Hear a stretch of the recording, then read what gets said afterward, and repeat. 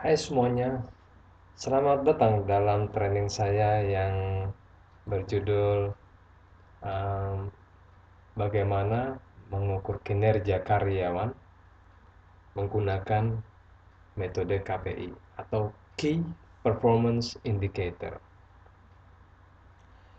Baik, sebelum kita mm, mulai melakukan penilaian untuk mengukur kinerja karyawan, umumnya kinerja yang akan diukur haruslah disepakati, ditetapkan oleh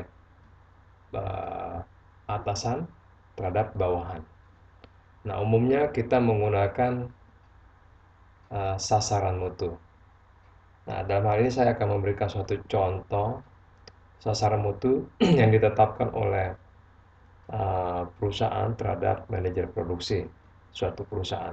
Nah, baik kita mulai dengan sasaran mutu.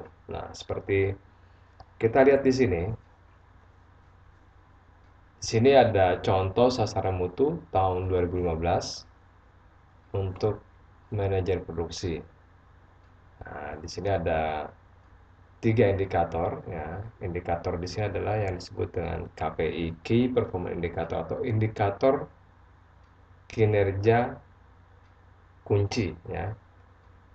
Untuk manajer produksi itu perusahaan atau atasan manajer produksi memberikan eh, 3 indikator yang akan diukur eh,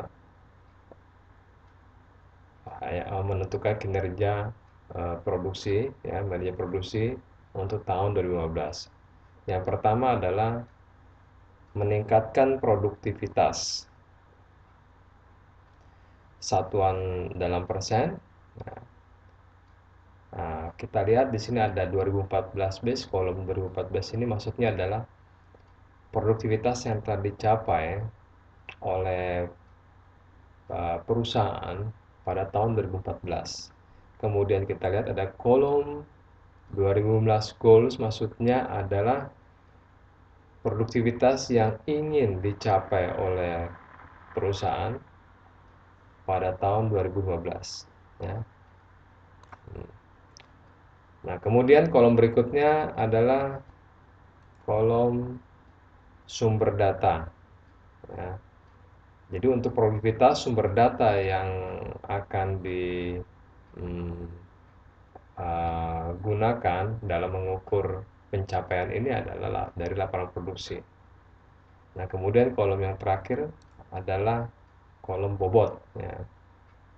Nah, bobot di sini adalah dalam 100% berapakah bobot masing-masing indikator. Nah, untuk produktivitas bobotnya 35%. Kemudian indikator yang kedua adalah pengiriman barang tepat waktu, juga dalam persen, di mana pencapaian tahun 2014 atau tahun sebelumnya adalah 98,92%. Dan sasaran yang ingin dicapai tahun 2015 adalah 100% pengiriman tepat waktu ya. Sumber data dari laporan ekspor impor dan bobotnya 45%. Kemudian kalau kita lihat lagi, indikator yang ketiga adalah mengurangi stok bahan dalam proses, yaitu rasio antara bahan dalam proses dengan sales. Satuan juga dalam persen. Pencapaian tahun 2014 adalah 18,04%, dan target yang ingin dicapai tahun 2015 adalah 9,02%. Sumber data dari laporan keuangan dan bobotnya 20%. Nah, sasaran mutu ini disepakati antara Agus Waluyo sebagai direktur produksi dengan Hasan Basri sebagai manajer produksi. Nah, umumnya sasaran mutu ini ditetapkan awal-awal atau setelah data tahun 2014 atau data tahun sebelumnya telah diketahui, kemudian dibuatlah, ditetapkanlah berdasarkan sasaran mutu perusahaan yang diturutkan oleh dalam hal ini, yang contoh ini adalah Agus Waluyo ya, sebagai direktur produksi terhadap Hasan Basri. Nah, teknik atau metode bagaimana membangun suatu sasaran mutu yang baik itu nanti akan saya berikan pelatihan yang terpisah. Nah, untuk kali ini karena kita pada training kali ini adalah hanya membahas bagaimana mengukur kinerja produktivitas dalam contoh ini adalah uh, Hasan Basri sebagai manajer produksi ya, dengan sasaran mutu seperti ini ya, ada 3 sasaran mutu ya. Nah, seperti itu.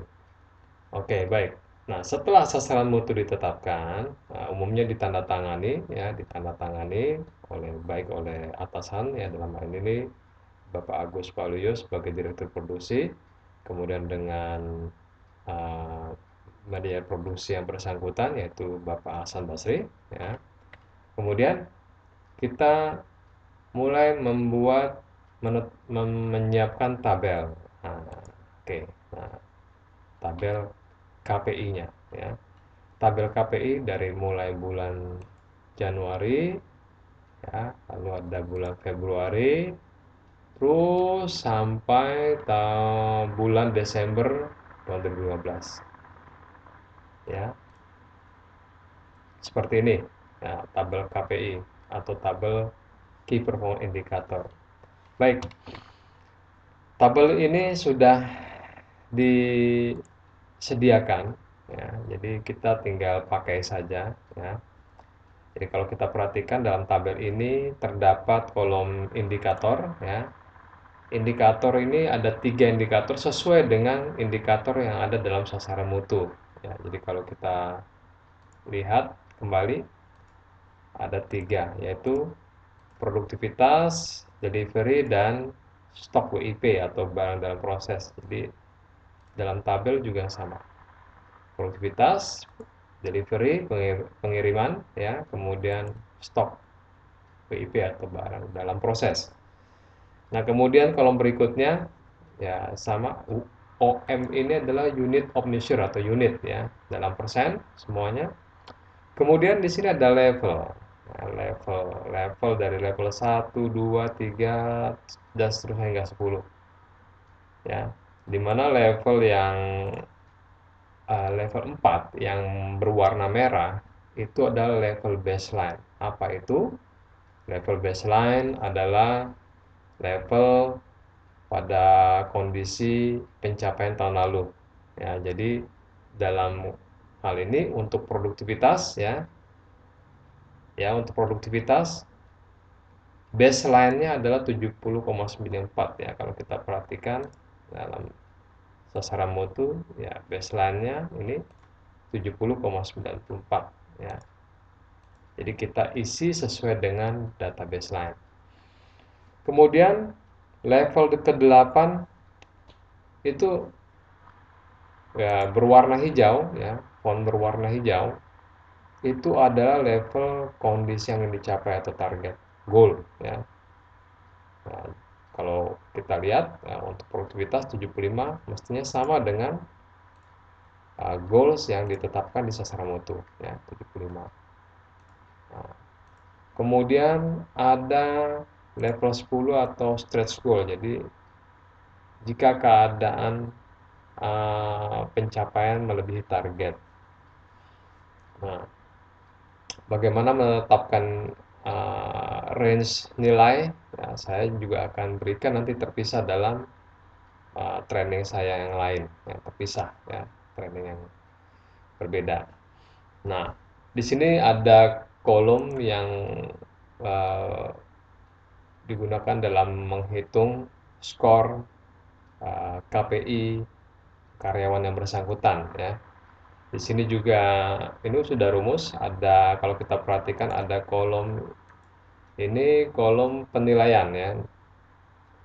Berdasarkan angka di sini ada nilai value, jadi inilah yang akan diisi. Ya, ini adalah kolom kosong, yaitu kolom yang tidak memiliki background color. Nah, kosong. Inilah yang akan diisi nanti. Bagaimana pencapaian bulan per bulan. Nah, jadi kolom yang berikut adalah kolom yang sudah berisi rumus ya. Akan menghitung tergantung dari value. Kalau kosong di sini, maka value-nya dianggap 0 ya. Kalau 0 levelnya masih di level 1 ya. Nah, di sini ada kolom bobot nah, atau weight ya. Kalau kita perhatikan di sini bobot di sini mestinya sama dengan ditetapkan dalam sasaran mutu sebelumnya.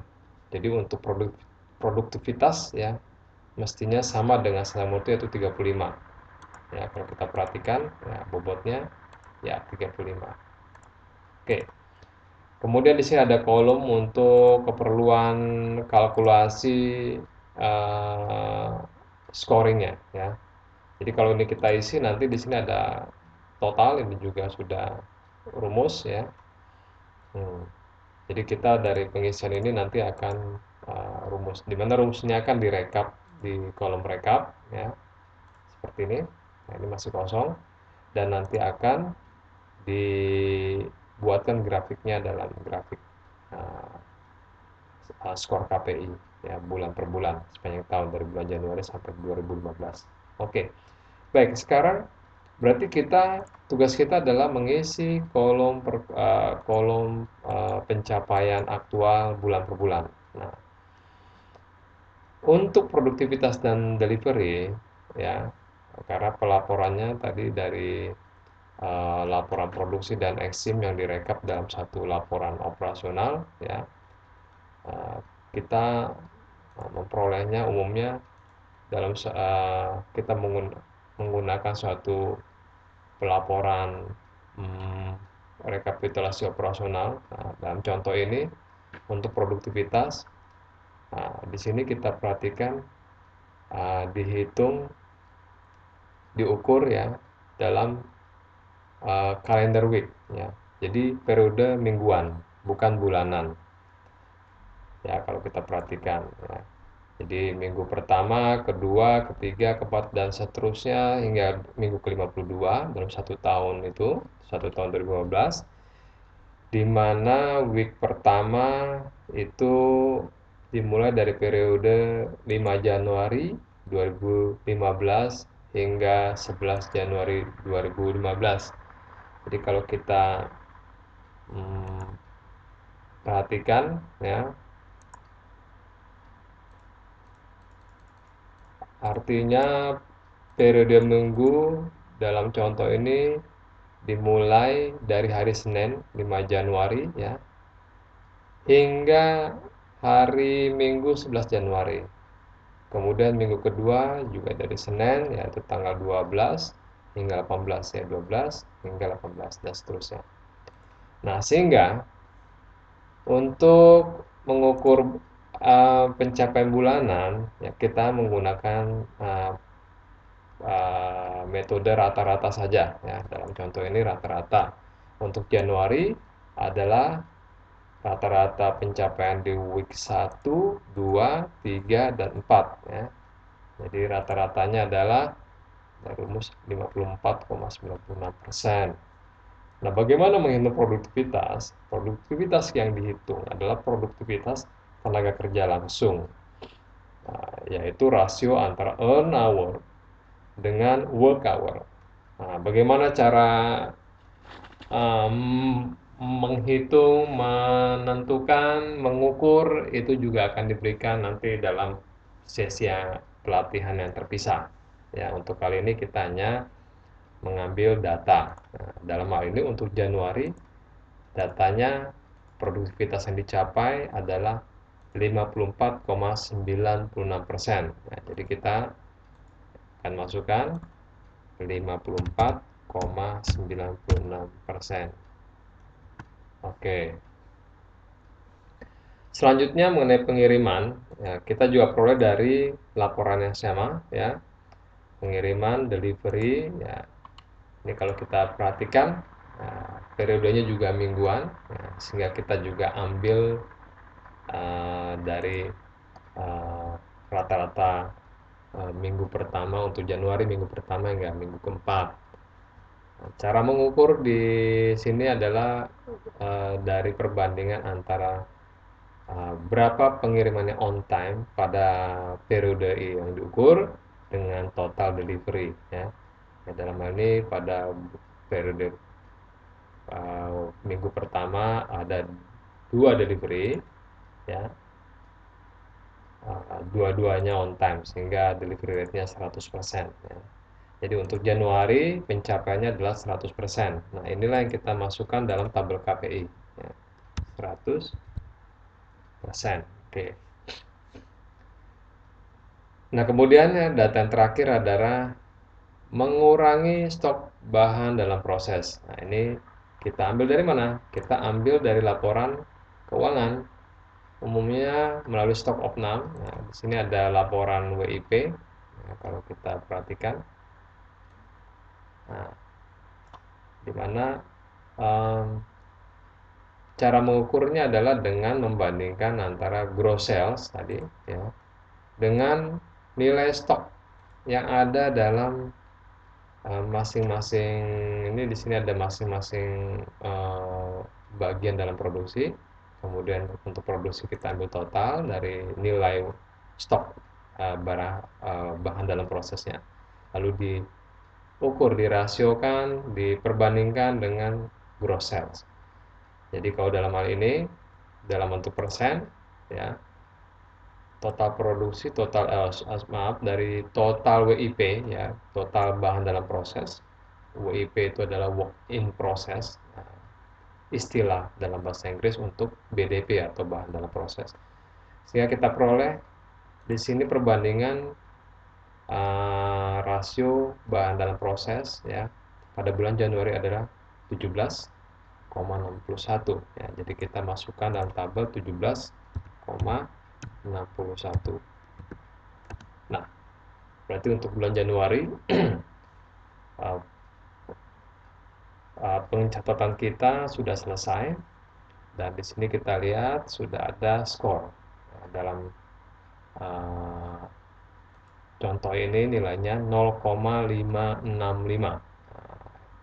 Kalau kita lihat di rekap sudah muncul Januari 0,565 dalam bentuk grafik, ada berada di atas base atau tahun lalu pencapaian KPI-nya, tapi masih di bawah goal. Nah, begitu seterusnya, tabel-tabel ini kita isi sehingga kita akan dapatkan suatu nilai lengkap 1 tahun dari kinerja manajer produksi dalam contoh ini ya.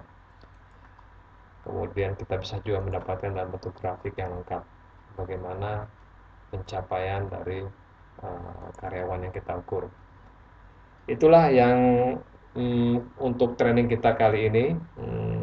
Untuk beberapa hal tadi, bagaimana membuat satu KPI, bagaimana menetapkan sasaran mutu, bagaimana menentukan dan mengukur rasio produktivitas dan segalanya, selain dan sebagainya tadi, nanti akan saya sampaikan dalam pelatihan-pelatihan yang berikut ya. Untuk pelatihan kali ini kita sudah selesai. Jika Anda ingin mengajukan pertanyaan, Anda bisa inbox ya dalam memberikan komentar inbox. Saya akan segera untuk membalas pertanyaan atau komentar Anda. Ya, untuk training kali ini selesai sampai di sini. Terima kasih.